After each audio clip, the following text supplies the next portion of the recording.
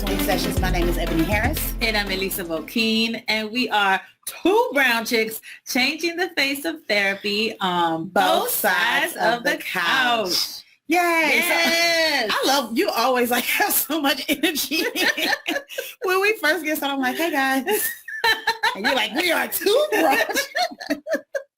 Anyway, thank you for joining us today.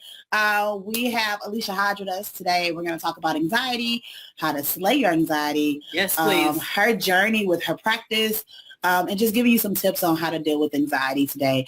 Of course, if you have questions, make sure you put it in the Facebook feed. Typically, we don't see them at the time, but it helps us with like future topics, and we try to respond. If you have any questions about links and things like that, we try to make sure that we put it there. So welcome, Alicia.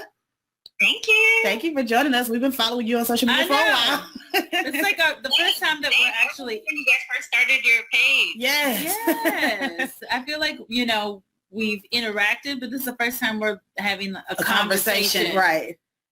Yeah, funny. It's so many like therapists that like we follow and admire and things like that, and we never get to talk to them. So we're happy you're here. Yes. Thank you for joining us. So we'd love for you to tell us a little bit about your practice, and how you got started and moved into like anxiety being your specialty. Yeah. So my practice is my website is Slay Your Anxiety. Yes. I actually just recently named my practice The Shift because I focus on helping people shift their perspective. So I primarily work with professional women of color. That was a group of women like myself that I felt was maybe not represented in terms of having access to therapy or realizing that was an option. So I really like to work with people who are like me. And my focus, I think, so I have a small private practice. I do individual therapy. I also have a group called Thrive Group where we talk about managing anxiety.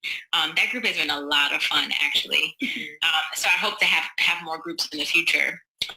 But how I got into the specialty of anxiety was, interestingly, a lot of people don't know, is that I used to do severe mental illness work, so like schizophrenia, and like inpatient hospitalization, and I loved that work because it was very challenging, and it was very like, most of my patients were like a puzzle, and I like delusions. I know that some people find it challenging. I like love when someone's like, oh, because this means this, and I'll be like, how do we come to this conclusion? Yeah.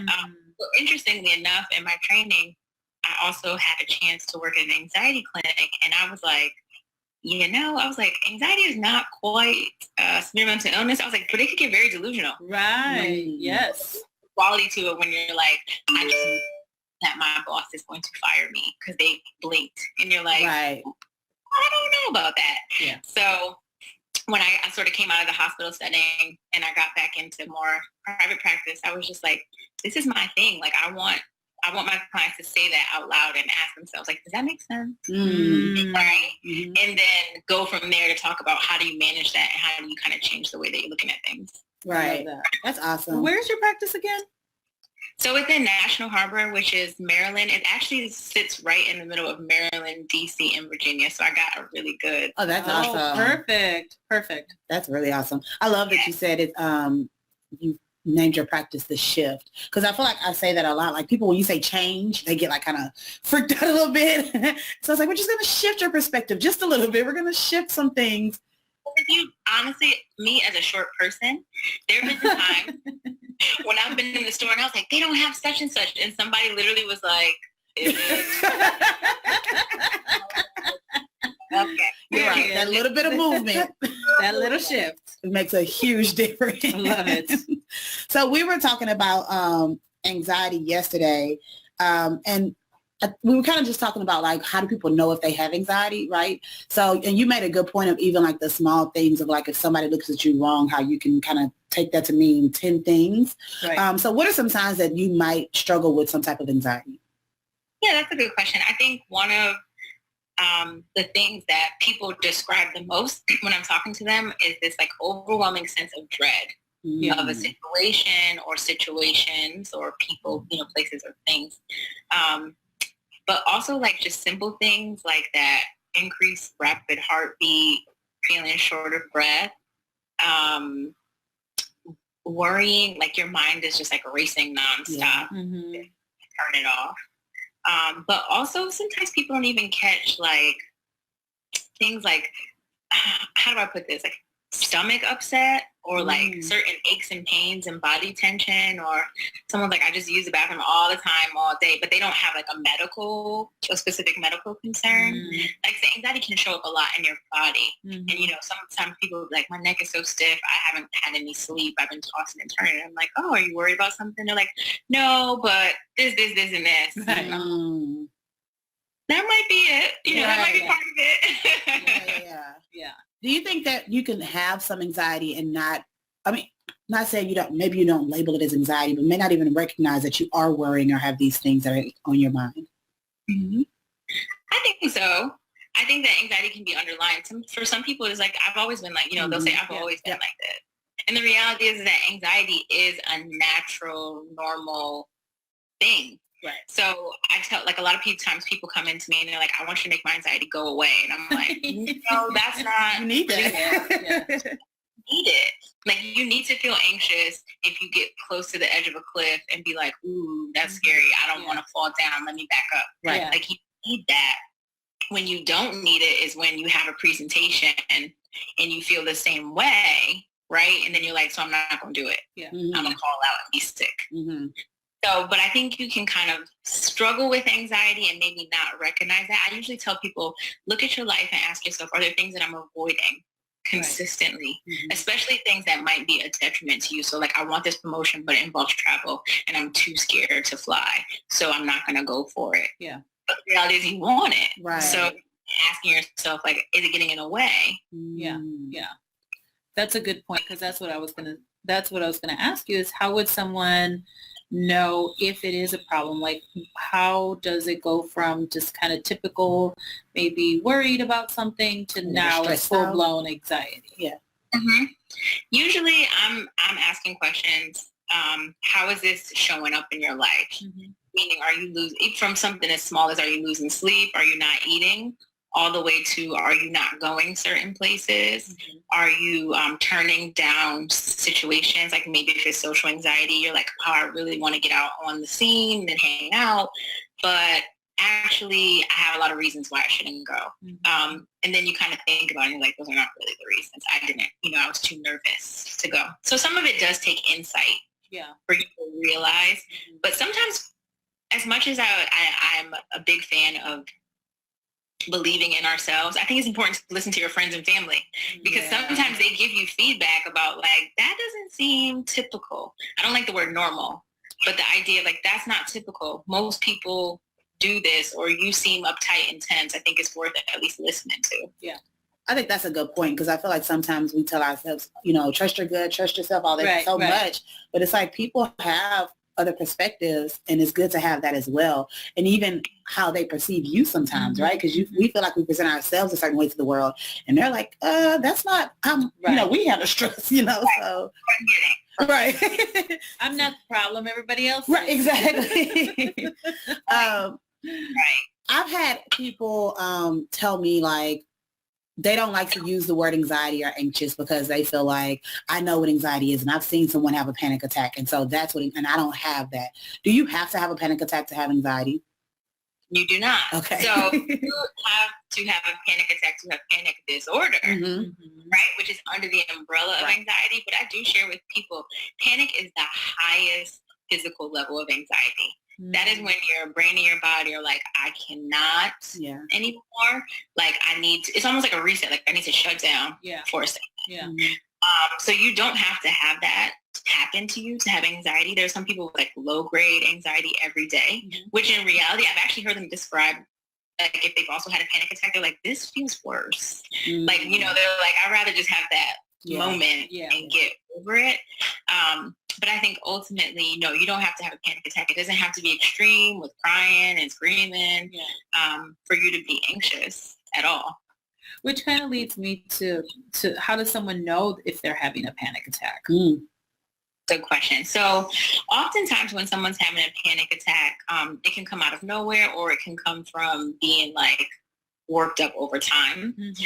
Usually to be totally honest, people are like, I thought I was about to die. Yeah. Yeah. So they're incredibly overwhelmed. Their heart is racing. They can't breathe. They feel like they're choking, that they might faint. So it's sort of like, imagine if you were standing in the middle of the highway and all the cars were coming. Yeah. Yeah. And you like stuck. Yeah. That's pretty much like anything you could imagine that would feel like. That's a panic attack for the most part. Yeah. Okay. That's good to know. That's really good. And I think, like you said earlier, it doesn't have to be related. So a lot of people feel like, sometimes like if it's not that extreme, then maybe I don't have anxiety. And I don't want to just say people of color, but I feel like we like to minimize our symptoms or the things that we're struggling with. So why do you think that is, that it can happen out of the blue? Like I remember having one in grad school and just about to start internship meeting, and it was like, and I just remember I was like, oh my God, and then about to have a heart attack, So why does that happen where it's just out of the blue, you're chilling, you're like, everything's fine. It's like, no, you're going to die. Sometimes it can be like a physical thing that's happening that you don't have control of. To be totally honest, in my experience, 70% of like how you just described that context, 70% of people who are like, it came out of nowhere will then tell me a story of like, and then I was about to go to an interview and I'm like, it wasn't out of nowhere. Right. I was in grad school trying to handle it all. Your mind was still going despite focusing on it. But there are some people who are triggered by physical sensations. So if they go up the stairs really quickly, sometimes it kind of just mimics that anxiety. So they'll end up with a panic attack. But I would say most of the times, even if we're not aware, it is triggered by some form of a thought or a situation that we're like, I am overwhelmed. Yeah. It's Overwhelmed. Really intense. Yeah. Can you tell us like the number one tip for someone that's dealing with anxiety, and then also when it's time to seek help for it? That's a good one. My number one tip, and this is very therapist-y of me. That's okay. But my number one tip is really breathing. And I tell my clients, listen, when I was going through grad school and everybody was talking about breathing, I was like, okay, like that's dippy, like sure. Right. It really works. Yeah. And the thing is with breathing, you have to make it a practice. If you get nervous and you've never practiced breathing before and you think it's going to work that day, it's not happening. Right. Because I've witnessed somebody be very anxious or have a panic attack and I'm like, breathing. They're like, I am breathing. And I'm like, oh no, you're not. Right. So it's really the deep breathing. It literally sends a signal back up to your brain, like we're good. Right. So when we're nervous or when we're like in fight or flight, our brain sends a message down to our body like you need to breathe really fast, you have to get ready to run, defend yourself, etc. If you can reverse that process with deep breathing, it sends a message back up without you even thinking that says like, oh, I think everything is kind of calm. I'm good. Yeah. So that's like my number one tip, no matter what level of anxiety you're having. Awesome. But I also like grounding. So like I just tell people like look around the room. What do you see? What do you hear? Just try to stay in the moment. And then I think your second question was when should you seek help? Is that it? I believe that if you are missing out, if you're not feeling like yourself, if things just feel, a lot of times people come to me and they're like, I was trying my best to figure this out on my own and it just wasn't working. Right. And I'm like, well, I'm glad you're here because this is very treatable. Like, this is not something that we're really scratching our heads like, well, I don't know what to do with you. Yeah. Like, sometimes it really is just like a few sessions and a few skills and they're like, wow, thank you. I'm good. Love that. Awesome. So do you want to go if we have any questions or? Yeah, so people love you. Monique said, love her, go girl shift. And then just a lot of feedback as far as anxiety being experienced in varying degrees. Allison says, thank you for this because she's dealing with anxiety at college and it's her second week.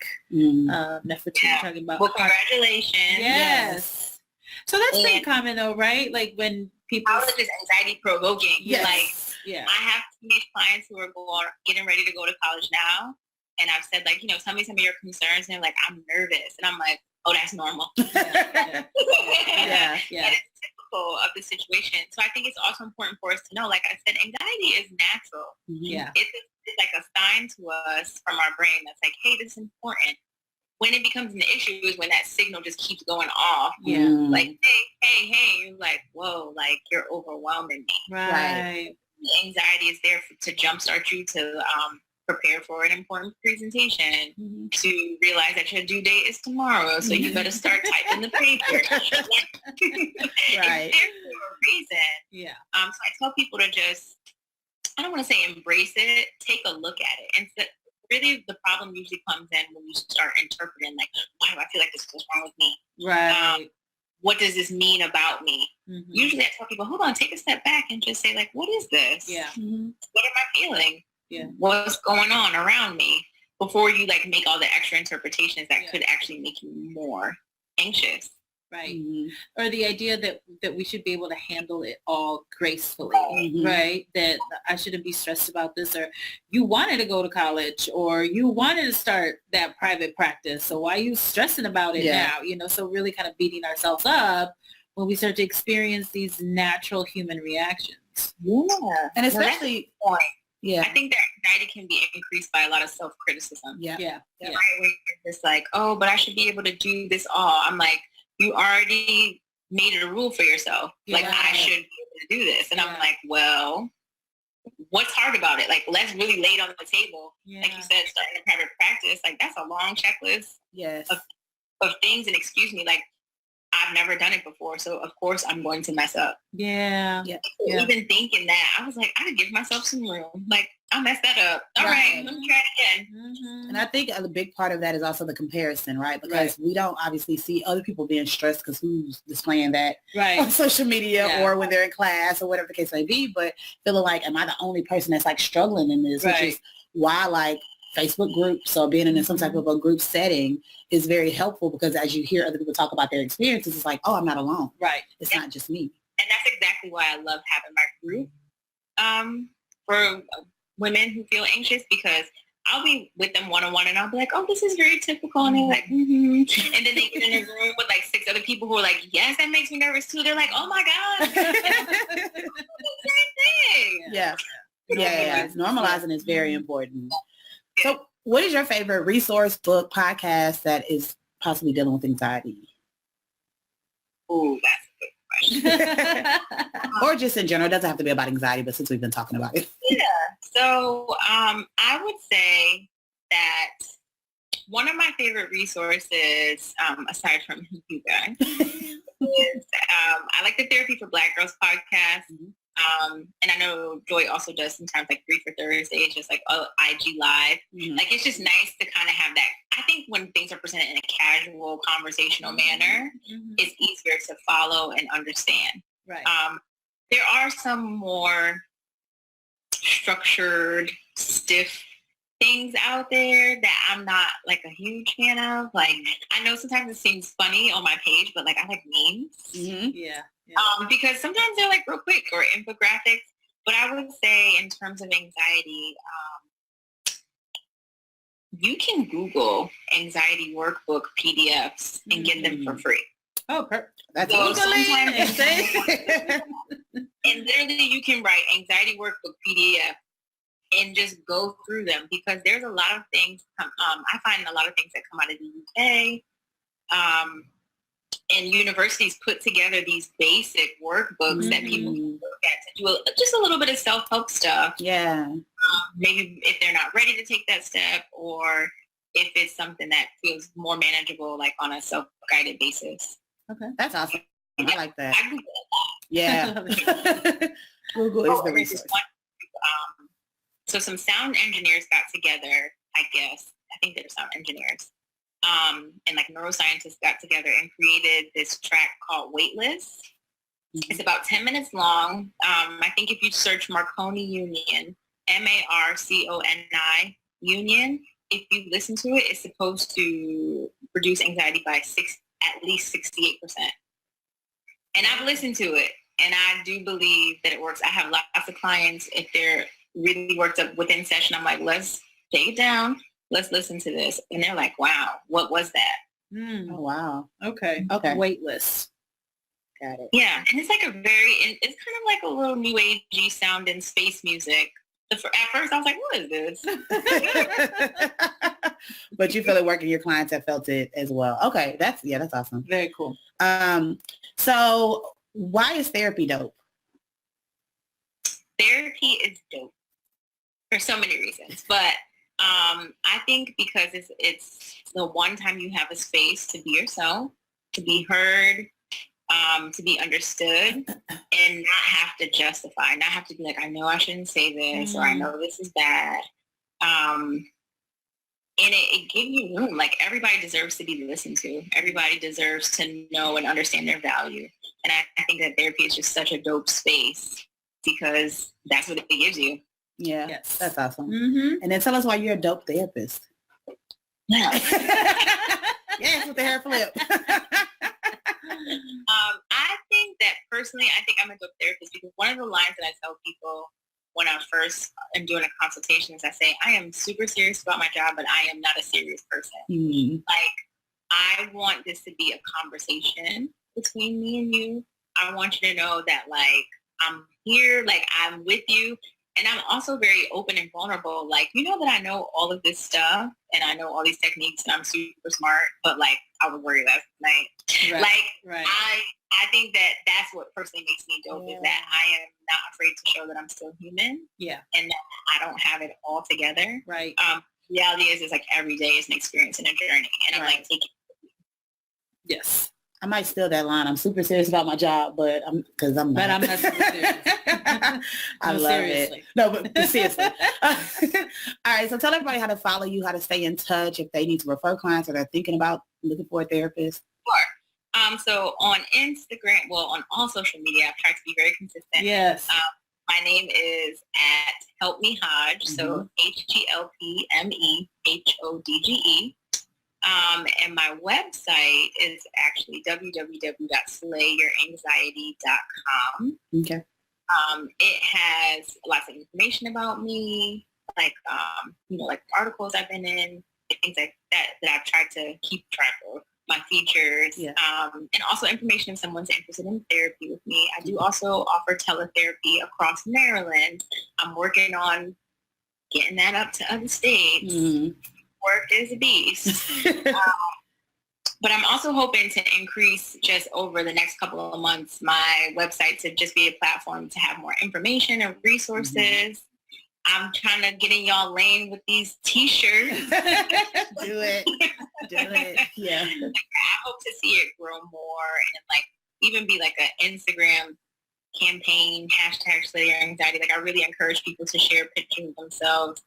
The concept of like being scared and doing it anyway, to know that you don't have to be ashamed of being nervous about anything. Yeah. Like, the reality is that the success comes in the doing, not. Well, I like that. Yep. I'm going to keep that. We're just going to take all of your gems. Yes. That's going to be our next t-shirt. No, I'm just kidding.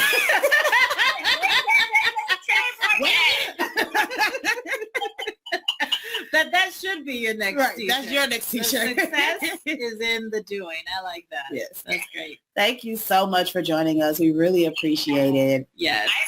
Conversation. It was fun. Yes. We always tell people, like, we just having a conversation. That's it's nothing. all it is. So we're happy that you're here. Yes, to finally have connected with you. I am taking away lots of anxiety tips in the hopes of avoiding any future panic attacks. I mean, it's worth trying. Yeah. And if you have another one, the longest it could last is 10 minutes. You're going to live. 10 minutes is a long time when you think you're about to die. I'm just trying to put it out there. Right. Just so you know. We're going to have to play this music on the front. I know. When the clients come in, just have it going. Pull that up right away. We have some clients coming in, they're anxiety. They're anxious about being in therapy. Yeah. Even just coming into the therapist's office for the first time can be anxiety inducing. So definitely go check that out. Yes. Awesome. This was great. So much. Thank you so much. Okay. So make sure that you follow us across social media at Melanin and Mental Health, Melanin Health on Twitter. Go to melaninandmentalhealth.com to find a dope therapist. And also, if you are a dope therapist, sign up right now. It is free to be on the directory. So make sure that you're on there so clients can find you. And also you can check out all of the previous podcasts and our dope merchandise. Yes. And tomorrow night we have the latest webinar. It's going to be at 7 to 8 p.m. Central Time. Dr. Andrews of Level 3 Wellness is going to be presenting The Sacred as Culture, Building Competence in Addressing Religious Spiritual Diversity in Psychotherapy. So I don't know about you, but in my grad school training, you don't get a whole lot of how to address religion or spirituality in the therapy room. And yet it's such an integral part of most people's lives, right? And so how do we address the topic as therapists in the therapy room? Well, Dr. Andrews is going to tell us tomorrow night. So sign up for that. There's still time. You don't have to log in at the time. If you are busy tomorrow night seeing clients. Then we'll send you the replay. You will get the replay. Yeah, but have your questions ready, and that's going to be a great webinar. All right, guys. We'll talk to you later.